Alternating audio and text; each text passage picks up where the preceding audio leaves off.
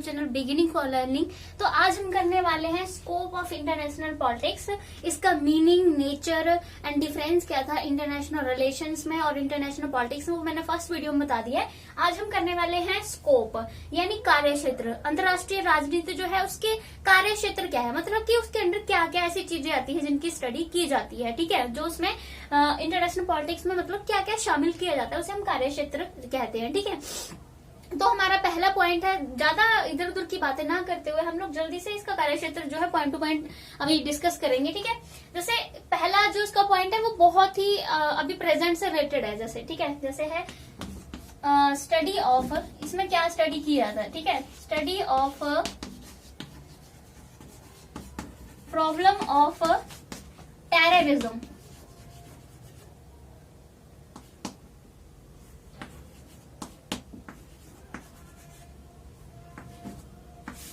ठीक है, मतलब जो आतंकवाद है हमें उसकी इसमें जो है वो स्टडी की जाती है, ठीक है। एक मिनट में इसको साफ करके लिख देती हूँ टेररिज्म को।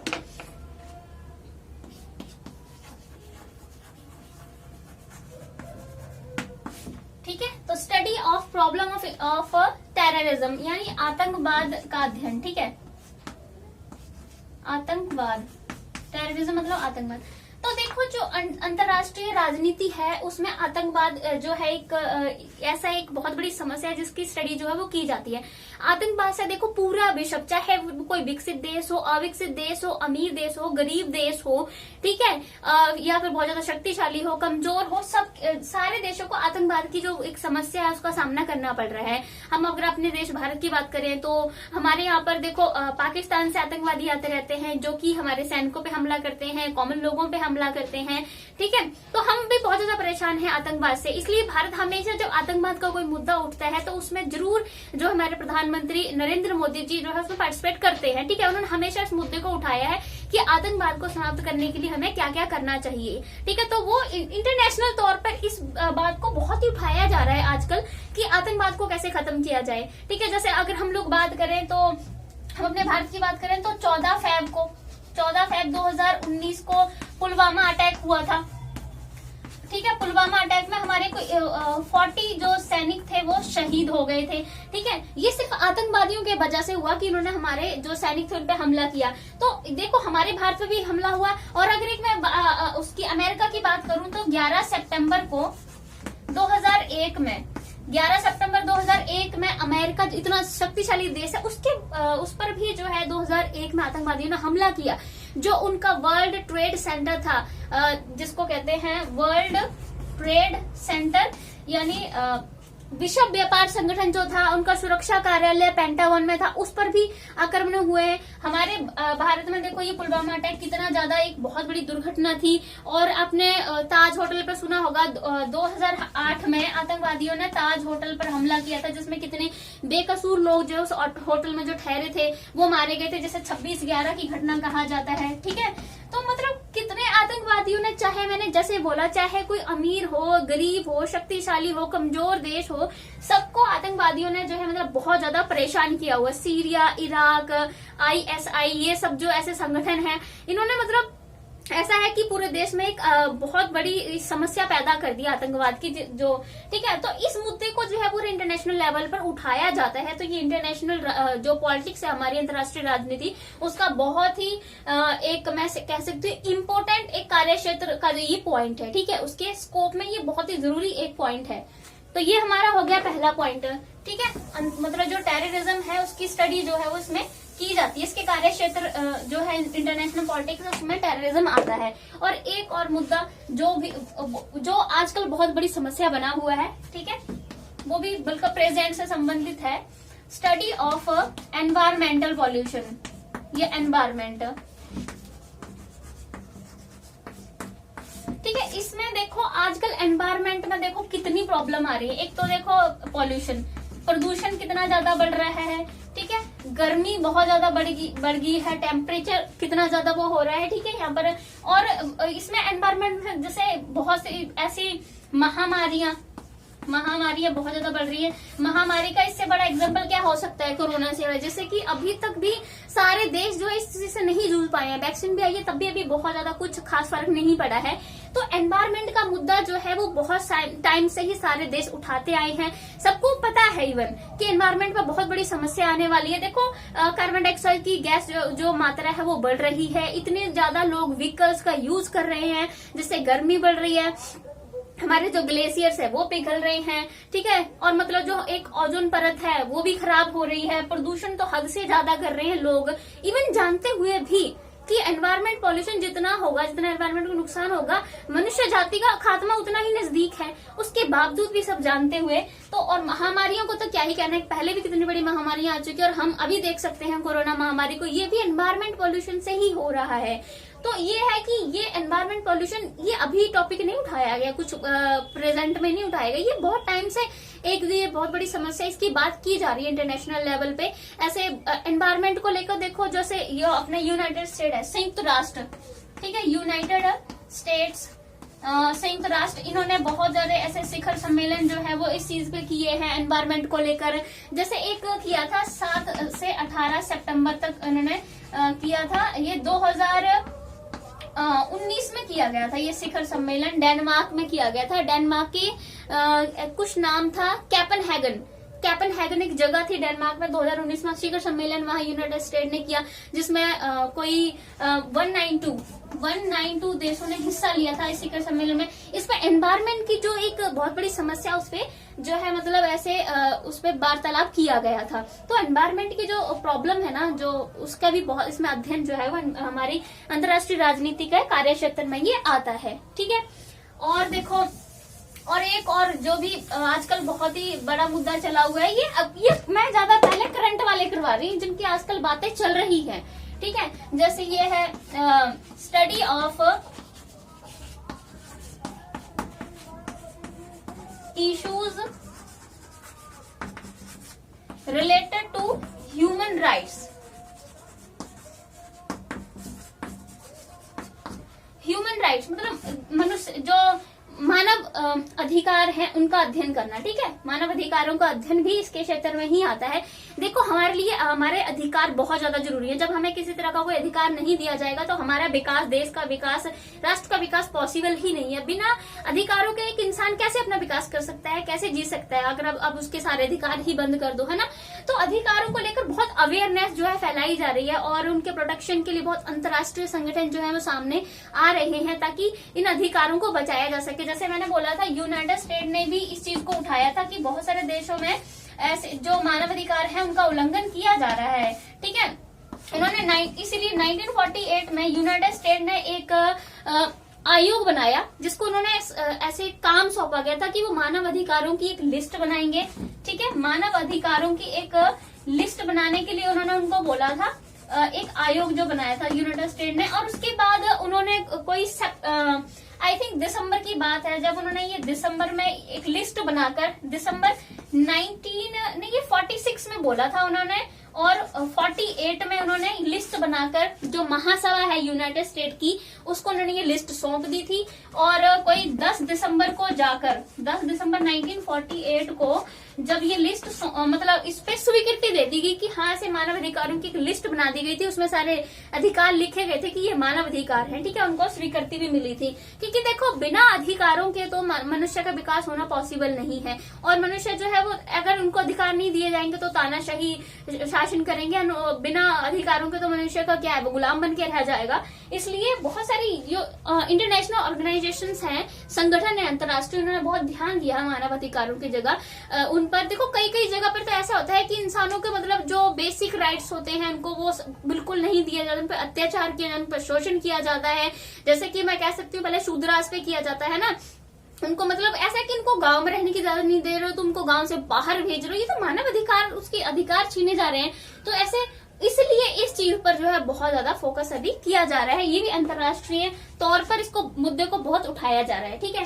तो ये हो गए हमारे 3 टॉपिक जो कि अभी करंट से संबंधित है। मतलब ऐसा है कि इन टॉपिक्स पर जो है वो भी मैं कह सकती हूँ कि वर्तमान में बहुत ज्यादा ही ऐसे वो किया जा रहा है, ठीक है। देन एक और बहुत ही इम्पोर्टेंट टॉपिक है study of demographic factors. Demographic factors को कहते हैं जनसांख्यिकी।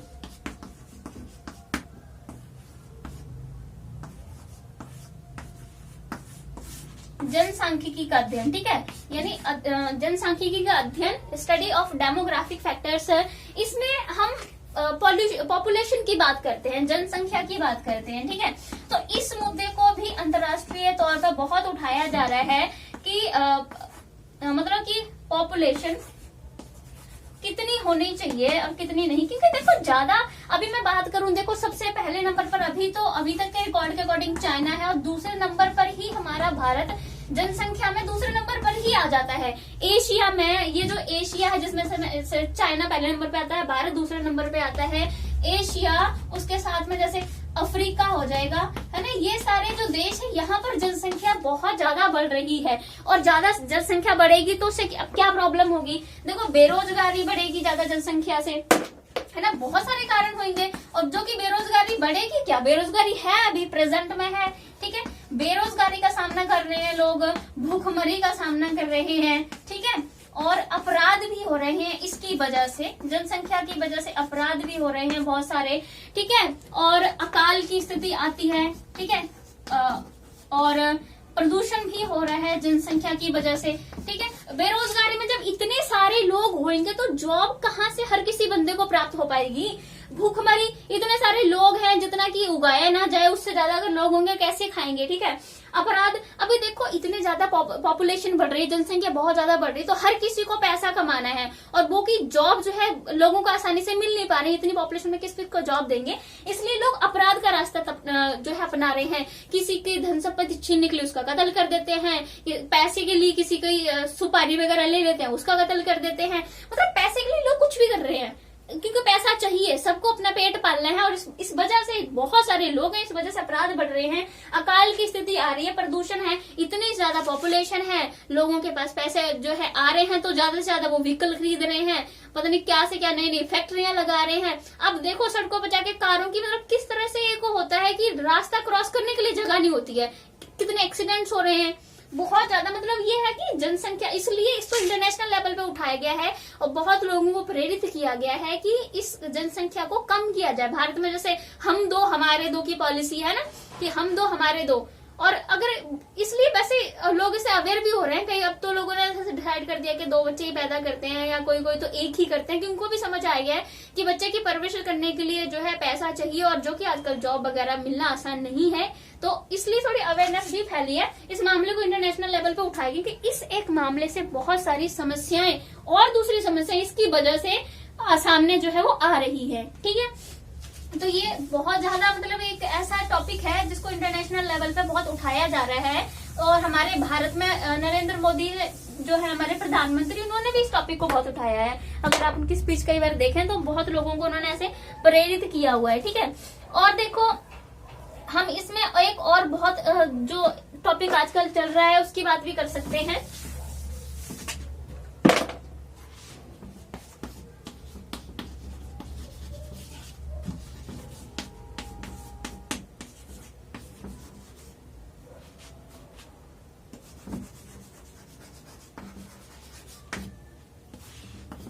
स्टडी ऑफ डिसआर्मामेंट, यानी निशस्त्रीकरण। आजकल देखो अभी क्या है, सारे देश, मैंने जैसे कि बताया था आपको इंटरनेशनल पॉलिटिक्स में क्या शक्ति के लिए संघर्ष है, सभी देश जो है शक्तिशाली बनना चाहते हैं, सभी चाहते हैं उसका ज्यादा प्रभुत्व हो, इसलिए क्या करते हैं एक दूसरे को अपने परमाणु जो शक्ति है अपने उसका प्रदर्शन करते रहते हैं, कभी सैनिक अभ्यास करते रहते हैं, सबको दिखाते रहते हैं मैं ज्यादा शक्तिशाली हूँ, मुझसे पंगा लेने का तुम्हारा लोगे तो तुम बच नहीं पाओगे। अभी देखो अमेरिका का भी अपना परमाणु ऊर्जा का प्रदर्शन कर रहा है, कभी साउथ कोरिया कर रहा है, कभी चाइना कर रहा है, कभी पाकिस्तान कर रहा है, ऐसे ही भारत भी कई परीक्षण कर चुका है।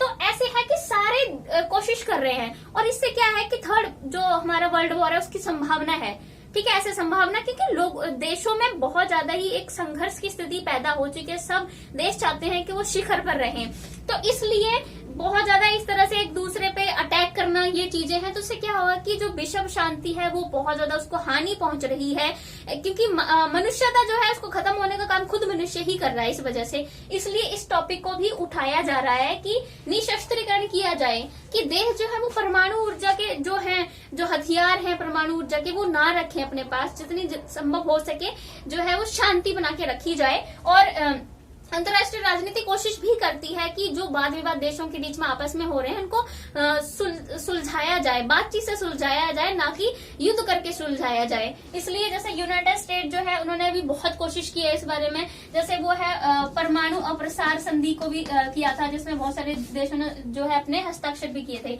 परमाणु अप्रसार संधि, प्रसार संधि, ठीक है, ये संधि के अकॉर्डिंग भी भारत ने भी इस पर हस्ताक्षर किए थे कि इसमें परमाणु जो भी ऊर्जा है, जो हथियार है, उनको और आगे नहीं उनका प्रसार प्रचार किया जाएगा, कि और उनको नहीं बनाया जाएगा। और एक और था जैसे nuclear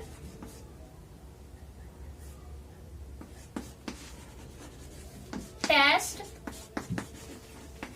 ban treaty, nuclear test ban treaty, परमाणु अप्रसार संधि, ठीक है। इस तरह की बहुत सारी कोशिशें जो है की गई हैं ताकि जो देश हैं वो आपस में शांति से रहें, और जो परमाणु ऊर्जा के स्रोत है उन पे ज्यादा ना, मतलब इस तरह से है कि उन पे ही ज्यादा फोकस ना करें और इस तरह से युद्ध की स्थिति में ना जाएं वो, ठीक है। इसलिए इस टॉपिक को भी बहुत ज्यादा अंतर्राष्ट्रीय स्तर पर जो है अंतर्राष्ट्रीय राजनीति का एक महत्वपूर्ण इसको मुद्दा बनाया गया है, ठीक है। अब हम लोग करेंगे अगला पॉइंट,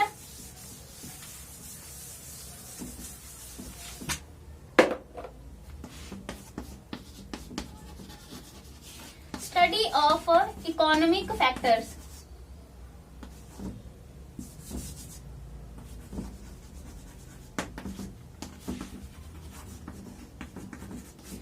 इकोनॉमिक मतलब आर्थिक जो तत्व हैं उसकी स्टडी भी इसमें की जाती है, ठीक है। आर्थिक तत्व मतलब आर्थिक तत्वों का अध्ययन, यानी study of economic factors. Economic factors देखो अंतर्राष्ट्रीय राजनीति में इसकी क्या जरूरत है, देखो इसकी बहुत ज्यादा जरूरत है। जो पूरी इंटरनेशनल पॉलिटिक्स है ना वो इकोनॉमिक फैक्टर्स के इर्द गिर्द घूमती है, ठीक है। अब देखो जो देश ज्यादा अमीर होगा, जिसके पास ज्यादा पैसा होगा, वही ज्यादा प्रभुत्वशाली रहेगा ना, वही सबसे आगे रहेगा, और उसके पास पैसा होगा तो वो कमजोर देशों की मदद करेगा और इससे वो उन पर जो है वो अपना दबाव स्थापित करने की कोशिश करेगा, ठीक है। तो ये है कि इंटरनेशनल पॉलिटिक्स जो है उसमें अगर कोई देश उभरना चाहता है उसके पास ज्यादा पैसा होना चाहिए, तभी देखो वो ज्यादा हथियार वगैरह बना पाएगा, टेक्नोलॉजी बना पाएगा और सबसे ऊपर जाने की कोशिश करेगा, है ना। तो इकोनॉमी फैक्टर बहुत ज्यादा ही मदद करते हैं। जैसे जो हमारी है बहुत सारी ऐसे आर्थिक वित्तीय ऐसी बहुत सारी ऐसे संगठन जो है वो बनाए गए हैं, ठीक है। जैसे IMF इंटरनेशनल मॉनेटरी फंड है, वर्ल्ड बैंक है, ये भी इंटरनेशनल पॉलिटिक्स को बहुत ज्यादा ही प्रभावित करते हैं, ठीक है। तो ये है कि इकोनॉमिक फैक्टर जो ज्यादा अमीर होगा वो सबसे ऊपर जाने की कोशिश करेगा, ठीक है। तो ये हो गया हमारे, इसमें हमने अभी 6th जो हमारे मेन फैक्टर हैं हम उसके बारे में जो है वो बात कर चुके हैं। अभी और कुछ पॉइंट्स जो है इसमें कर लेते हैं, जैसे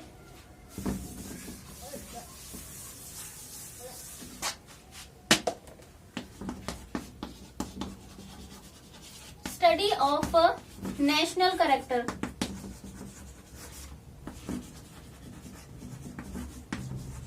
नेशनल कैरेक्टर मतलब जिसे बोलते हैं राष्ट्रीय चरित्र, राष्ट्रीय चरित्र यानी राष्ट्रीय चरित्र का अध्ययन। स्टडी ऑफ नेशनल कैरेक्टर यानी राष्ट्रीय चरित्र का अध्ययन, ठीक है। तो इसमें क्या किया जाता है, देखो जो हर एक राष्ट्र होता है ना, जो हर एक देश होता है उसका अपना एक बिहेवियर होता है, उसका अपना एक व्यवहार होता है, ठीक है। व्यवहार उसके हर राष्ट्र का अपना एक अलग व्यवहार होता है। अब ये थोड़ी है कि भारत जिस तरह से बिहेव करेगा, जिन चीजों को जैसे लेगा वो वैसे ही अमेरिका भी एक्सेप्ट करेगा, उन चीजों को वैसे ही सोचेगा, नहीं, उसका बिहेवियर और तरह का है, भारत का व्यवहार और तरह का। तो हर राष्ट्र का अपना अपना व्यवहार होता रहता है और वो टाइम टू टाइम बदलता भी रहता है, ठीक है। जैसे अगर मैं बात करूं कि भारत का व्यवहार कैसा था पहले यूएसए के प्रति, उनका था कि नहीं जाना किसी भी पावर के साथ में, लेकिन आज अगर हम इसलिए देखें तो भारत जो है वो जो अमेरिका की शक्तिशाली कंट्री है तो उसके पास जाने की कोशिश कर रहा है, उससे संबंध बनाने की कोशिश कर रहा है, यानी उसने अपना व्यवहार बदला, पहले उसका व्यवहार था कि नहीं किसी भी शक्तिशाली संगठन में जाना है, बट अभी वो अमेरिका एक शक्तिशाली देश के पास जाने की कोशिश कर रहा है। तो टाइम टू टाइम व्यवहार बदलते रहते हैं, और जो व्यवहार बदलते हैं वो लोगों के राष्ट्रीय चरित्र से भी प्रभावित होते हैं। इसलिए लोगों के राष्ट्रीय चरित्र को समझना बहुत ज्यादा जरूरी है, तभी एक राष्ट्र का व्यवहार लोगों के राष्ट्रीय चरित्र से बदल जाता है। जैसे आपने सुना होगा यहूदी जो लोग थे ना, यहूदी, उनको अपने देश से इतना प्यार था, इतनी उनके अंदर लोगों में राष्ट्रीय भावना थी कि वो अगर देश के किसी और कोने में रह रहे, किसी भी देश में रह रहे ना, अपने राष्ट्र के बारे में ही वो सोचते थे कि हमारा राष्ट्र ही ऊपर जाए, चाहे वो किसी और देश में भी रह रहे हों, उनको अपने देश की ही पड़ी हुई थी। अगर लोगों में अपने देश के प्रति राष्ट्रीय भावनाएं नहीं होंगी तो देश का व्यवहार क्या रह जाएगा, है ना। तो देश क्या डेवलप करेगा जब लोग ही अपने देश के बारे में नहीं सोच रहे हैं। तो वही बात है कि लोगों का जो व्यवहार होगा, राष्ट्रीय चरित्र होगा उनका, वो इंटरनेशनल पॉलिटिक्स में उसकी स्टडी की जाती है, ठीक है। और हर देश का जो व्यवहार है वो टाइम टू टाइम बदलता रहता है, जैसे कि मैंने आपको पहले बोला था। अब हम लोग करेंगे स्टडी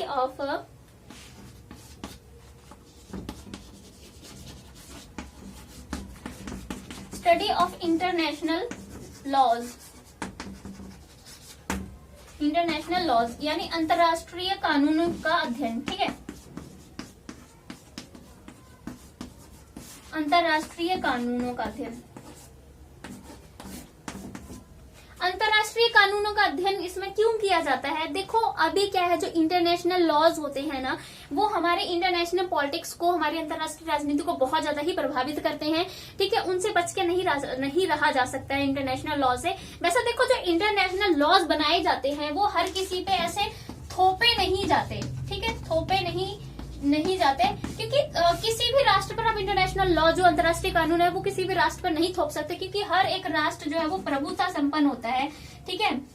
प्रभुता संपन्न यानी वो सॉवरेंट होते हैं, ठीक है।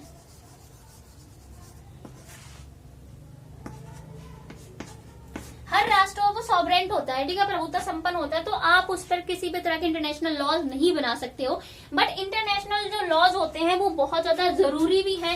अगर इंटरनेशनल लॉज नहीं होंगे तो क्या होगा कि जो हमारा अंतर्राष्ट्रीय जीवन है, ठीक है, वो बुरी तरह से प्रभावित हो जाएगा। इंटरनेशनल लॉज क्या करते हैं कि विभिन्न देशों के बीच में जो संबंध होते हैं उन संबंधों को नियमित करते हैं, ठीक है, संबंधों को नियमित करते हैं। और ऐसा है किसी भी देश का जो बिहेवियर है उस बिहेवियर को वो नियमित करते हैं, ठीक है, इंटरनेशनल लॉज। वैसे वही है कि इंटरनेशनल लॉ को थोप नहीं सकते, लेकिन इंटरनेशनल लॉज नहीं होंगे तो अराजकता फैल जाएगी, क्योंकि देश के बिहेवियर को, किसी भी देश के बिहेवियर को नियंत्रित करना, देशों के बीच में आपस में जो संबंध है उनको नियमित करना इंटरनेशनल लॉज के द्वारा ही उनको किया जाता है। इंटरनेशनल लॉज जो होते हैं वो जो अंतर्राष्ट्रीय संगठन होते हैं, अंतर्राष्ट्रीय सम्मेलन होते हैं, अंतर्राष्ट्रीय संधियां होती हैं, उनमें बनाया जाता है इंटरनेशनल लॉज को। जैसे कि मैंने बोला थोपा नहीं जाता है, बट होने भी इनकी जरूरत भी बहुत ज्यादा है। तो इसलिए जो है वो इसके कार्य क्षेत्र में, अंतर्राष्ट्रीय कार्य क्षेत्र में, स्कोप में जो इंटरनेशनल लॉज की स्टडी भी की जाती है, ठीक है। तो ये हो गए हमारे कोई 8 पॉइंट्स हमारे पास हो चुके हैं अभी। अब हम लोग एक छोटा सी और बात है जो कि कर लेते हैं, बहुत ही जरूरी होती है, ये भी पिछले पॉइंट से ही संबंधित है ये थोड़ी सी। Study of foreign policy, foreign policy, विदेश नीति।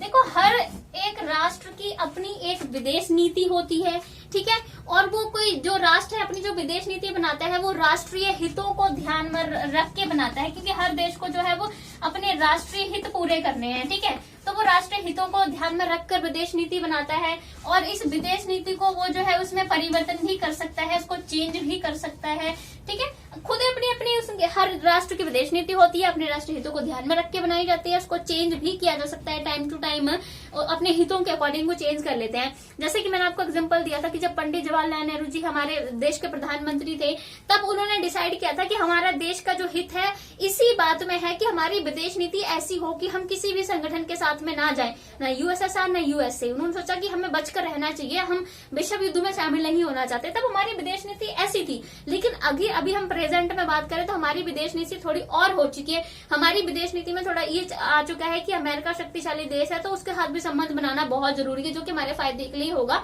कि अगर हमारा किसी देश से कभी युद्ध होता है, जैसे कि पाकिस्तान से हमारे मतभेद, हमारे जो रिलेशन है वो सही नहीं है, मतभेद होते रहते हैं, तो हमें अमेरिका जैसे देशों की जरूरत पड़ेगी, इसलिए उनसे रिलेशन बनाना जरूरी है। कि हमारी विदेश नीति में परिवर्तन हुआ है, ठीक है। तो फॉरेन पॉलिसी जो है उसमें चेंज होते रहते हैं और हर राष्ट्र अपनी फॉरेन पॉलिसी अपने फायदे के अकॉर्डिंग ही बनाता है, ठीक है। तो इसलिए इसको इंटरनेशनल पॉलिटिक्स में जो है वो शामिल किया जाता है।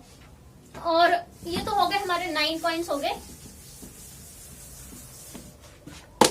देन 10 पॉइंट आता है हमारा स्टडी ऑफ इंटरनेशनल ऑर्गेनाइजेशंस,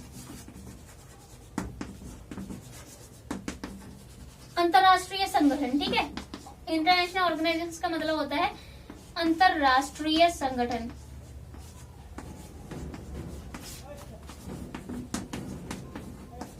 तो जो हमारी इंटरनेशनल पॉलिटिक्स होती है उसमें अंतरराष्ट्रीय संगठनों का जो अध्ययन है वो भी किया जाता है। जैसे क्या होता है, अंतरराष्ट्रीय संगठन क्यों बनाया जाता है? ज्यादातर विभिन्न देशों के बीच में अच्छे रिलेशंस बने, उनके बीच में सहयोग बने, मतभेद कम हो, उनके बीच में भाईचारा ज्यादा हो विभिन्न राष्ट्रों के बीच में, इसलिए अंतरराष्ट्रीय संगठनों को बनाया जाता है। और जो इंटरनेशनल लेवल पे जो प्रॉब्लम्स आ रही हैं, चाहे वो विभिन्न देशों के रिलेशंस को लेके आ रही हैं या फिर वो आतंकवाद जैसी समस्या को लेके आ रही है, पर्यावरण की समस्या को लेके आ रही है, मानवाधिकार की समस्या को लेके आ रही है, किसी भी समस्या को लेकर कोई प्रॉब्लम्स आ रही है, तो इन संगठन में एक साथ सभी देश जुड़ सके इन संगठनों के द्वारा और उस चीज पर बैठ के चर्चा करें, ठीक है। और विभिन्न देशों के बीच अगर किसी देश के बीच में वाद विवाद चल रहा है तो उसको भी शांति से सुलझाया जाए, ना कि युद्ध के द्वारा उसको सुलझाया जाए। तो इसलिए इंटरनेशनल संगठन जो है बनाए जाते हैं। जैसे बहुत सारे हैं, जैसे कि नाम नॉन अलाइंड मूवमेंट, ठीक है, नाम हो जाएगा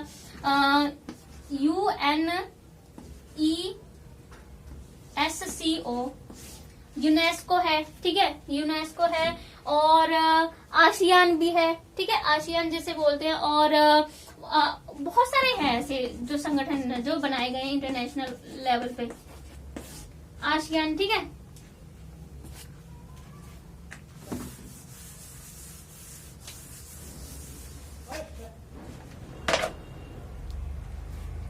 और जैसे नाटो, सीटो, सेंटो, ये सारे ही बनाए गए थे, इन्होंने अलग अलग कंट्री जब बनाए थे, यूएसएस और यूएसए ने, ठीक है। तो इंटरनेशनल जो ऑर्गेनाइजेशन होती है उनकी भी बहुत ज्यादा जरूरत होती है नेशनल इंटरनेशनल लेवल पे, और इसलिए इनकी इसको जो है स्कोप में ऐड किया गया है।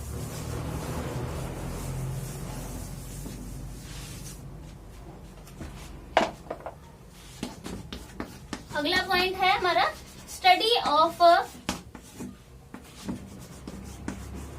Conflict management.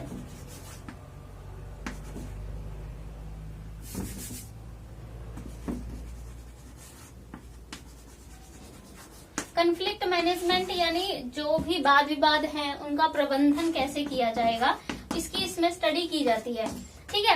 अभी देखो, जो विभिन्न देशों के बीच में सत्ता के लिए संघर्ष होता रहता है, सब देश चाहते हैं प्रभु संपन्न बने, सबसे ऊपर हो, सबसे ज्यादा शक्तिशाली बने, इसलिए उनके बीच में कॉन्फ्लिक्ट्स होते रहते हैं। तो इंटरनेशनल पॉलिटिक्स क्या करती है, उन वाद विवादों को सुलझाने की कोशिश करती है, शांतिपूर्वक शांति फैलाने की कोशिश करती है। होती है कि किसी तरह से भी वर्ल्ड वॉर की स्थिति ना बने, इसलिए विभिन्न मंच जो है वो प्रोवाइड करवाती है जहां पर वो अपने वाद विवादों को मिलकर सुलझा सके, ठीक है। तो इसलिए ये भी इसमें जो है वो एक बहुत ही महत्वपूर्ण टॉपिक है जो कि इसमें शामिल किया जाता है।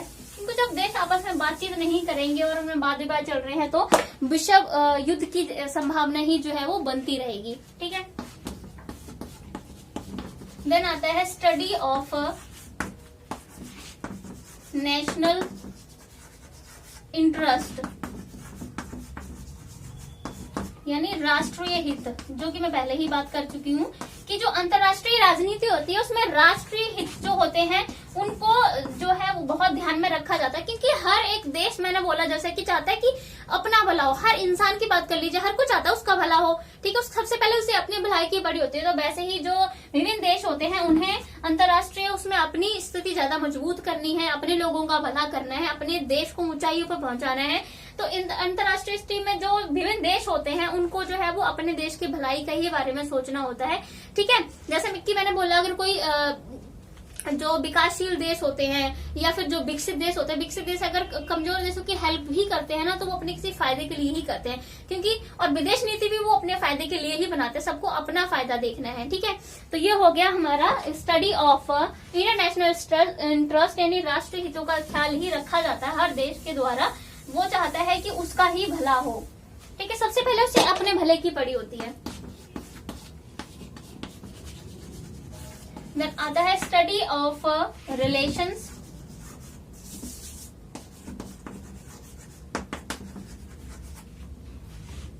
Between states. जो विभिन्न राष्ट्र होते हैं उनके बीच में जो रिलेशन मतलब संबंध जो होते हैं उसकी स्टडी भी की जाती है। इंटरनेशनल जो पॉलिटिक्स है उसका मेन ही मकसद यही है कि जो विभिन्न राष्ट्र हैं उनके बीच में जो कैसे संबंध पाए जाते हैं उसकी स्टडी की जाए। मतलब जैसे अभी भारत और हम पाकिस्तान की बात करें तो इनके बीच में कैसे संबंध है, बहुत अच्छे संबंध नहीं है, दोनों में वाद विवाद होता रहता है। ठीक है, तो इंटरनेशनल पॉलिटिक्स में वही स्टडी की जाती है कि विभिन्न देशों के बीच में कैसे संबंध है।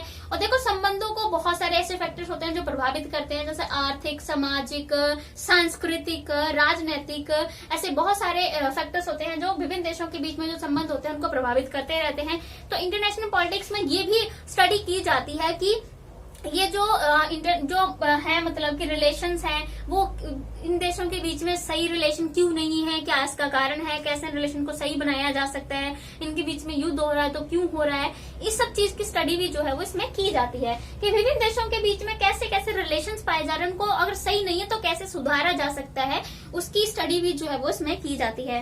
ठीक है, उसके बाद हमारे पास जो इम्पोर्टेंट 1-2 पॉइंट बचे हैं वो है हमारे पास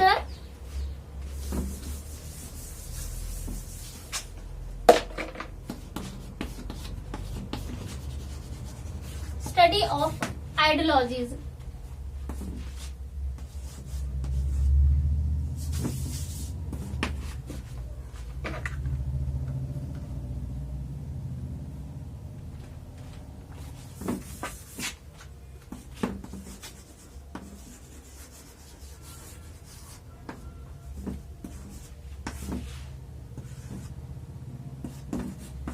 विचारधारा, तो स्टडी ऑफ आइडियोलॉजी यानी विचारधारा, यानी जो विभिन्न देशों की जो विचारधाराएं होती हैं उसकी भी इसमें स्टडी की जाती है। देखो, अलग अलग विचारधाराएं 20वीं शताब्दी में तो विचारधाराओं की ऐसे होता है कि एक लड़ी सी लग गई थी, जैसे समाजवाद है, साम्यवाद है। ठीक है, समाजवाद, साम्यवाद, पूंजीवाद, उदारवाद, सर्वसत्तावाद, बहुत तरह की विचारधाराएं जो हैं वो इसमें 20वीं शताब्दी में आई। और अलग अलग विचारधाराओं के आने से क्या हुआ कि जो विभिन्न राष्ट्र हैं उसमें देखो वाद विवाद भी होने लगे। ठीक है, क्योंकि जिन देशों की विचारधाराएं थोड़ी आपस में मिलती थी उनके बीच में थोड़े रिलेशंस ठीक भी हुए, लेकिन जिनकी विचारधाराएं नहीं मिलती थी उनके बीच में बहुत बड़ा ऐसे कन्फ्लिक्ट हो गया। जैसे जो 2 हमारे विश्व युद्ध हुए हैं यूएसएसआर और यूएसए में, तो उनका क्या रीजन था, जो विचारधाराएं थी उन दोनों की अलग अलग, उसकी वजह से इन दोनों में कन्फ्लिक्ट हुए। यूएसएसआर जो है वो समाजवाद में बिलीव करता था, यूएसए जो है वो पूंजीवाद में बिलीव करता था। तो अलग अलग विचारधाराओं की वजह से ही युद्ध हुए, बहुत ज्यादा वाद विवाद इस चीज पे उनका बढ़ गया था। तो ये है कि विचारधाराओं से बहुत ज्यादा ऐसा होता है कि कन्फ्लिक्ट जो है वो बढ़ जाते हैं जब अलग अलग विचारधाराएं हो, जब 2 राष्ट्रों की विचारधारा नहीं मिल रही हो तो वाद विवाद को वो जन्म देती है। ठीक है,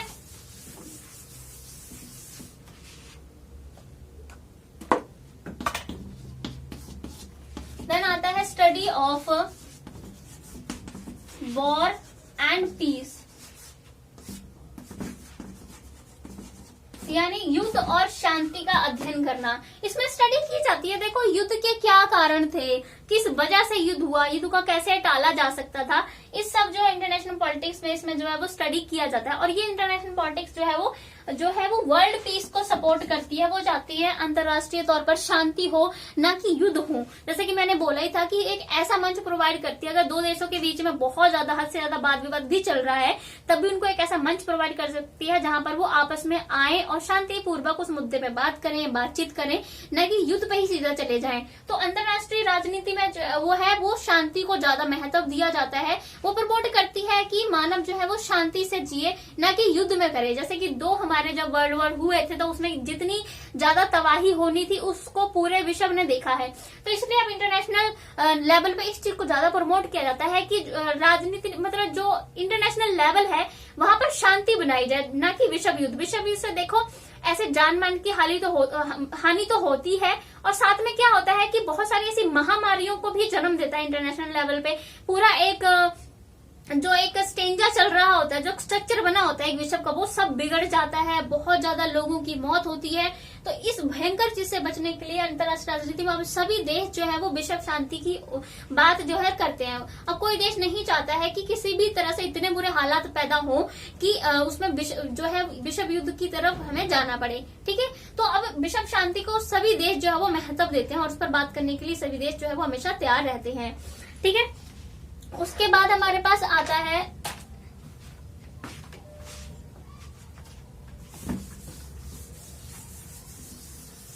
इसमें स्कोप में। तो देखो इसका स्कोप जो है इंटरनेशनल पॉलिटिक्स का बहुत बड़ा स्कोप है इसका, क्योंकि इंटरनेशनल पॉलिटिक्स जो एक सब्जेक्ट है, ये विषय जो है ये बहुत ही नया है। तो इसमें और कितना कुछ इसके स्कोप में ऐड किया जा सकता है, बाद में ऐड ऑन होएगा, अभी कुछ नहीं डिसाइडेड है। तो बहुत बड़ा स्कोप है, तो इसलिए मैं कुछ पॉइंट्स जो है वो आपसे डिस्कस कर रही हूँ। ठीक है, स्टडी ऑफ नेशनलिज्म।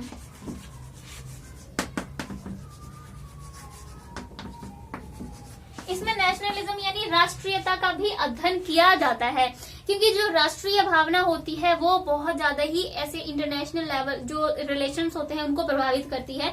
और राष्ट्रीय भावना ही एक देश के प्रति जो है वो लोगों की जो एक उनका प्यार होता है उसको दर्शाती है। राष्ट्रीय भावना एक ऐसी चीज होती है जो लोगों को अपने देश के लिए मरने के लिए भी मतलब ऐसा कि पूरा प्रेरित करती है। अगर इसमें जैसे हम देख सकते हैं हमारे कितने राष्ट्रीय नेता रहे हैं, हमारे महात्मा गांधी हो गए, भगत सिंह हो गए, ऐसे नेता जिनमें राष्ट्रीय भावना थी और उन्होंने अपने देश के लिए भी जान दे दी।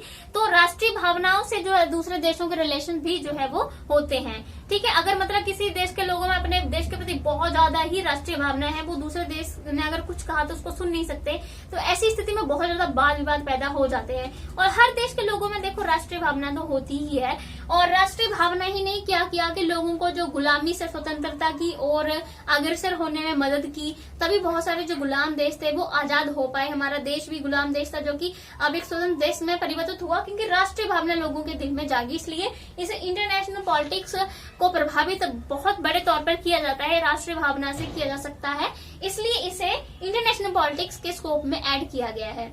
ठीक है, तो अभी ये गाइज मैंने कोई 16 पॉइंट्स हैं डिस्कस किए हैं इंटरनेशनल पॉलिटिक्स के स्कोप में।